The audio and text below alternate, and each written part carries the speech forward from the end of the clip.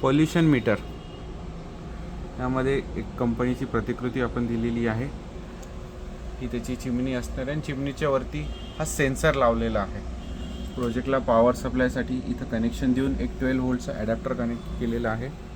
आणि पोल्युशनसाठी आपण या ठिकाणी या पाईपला ओपनिंग ठेवली आहे, जिथं तुम्ही अगरबत्ती किंवा धूपबत्तीचा वापर करू शकता.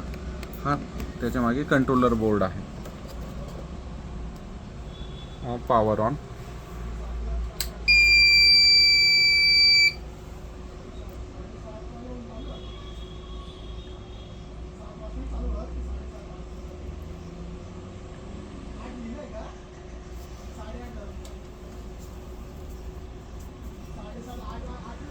ओके, आता एन्व्हायरमेंटमधली सध्या नॉर्मल पोल्युशन लेवल जी आहे ना, ती 2-3% आहे, जी 0 पण जाऊ शकते.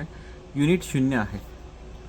प्रोजेक्ट हा पोल्युशन मीटर असल्यामुळे इथे युनिट आपण शो करतो आहे. आणि ज्यावेळेस आपण त्या पाईपाच्या ओपनिंगमध्ये धूपबत्ती लावून तर चिमणीमधून हा स्मोक निघायला लागेल आणि इथं पोल्युशन पण वाढलेलं असेल. जर पोल्युशन अतिप्रमाणात असेल, म्हणजे 30% किंवा त्याच्यापेक्षा जास्त असेल, तर बझर थ्रू आपल्याला इंडिकेशन मिळणार आहे. आणि जर कंटिन्यू 1 मिनटं हा पोल्युशन तसाच असेल, तर इथं युनिट वाढवून 1 होणार आहे.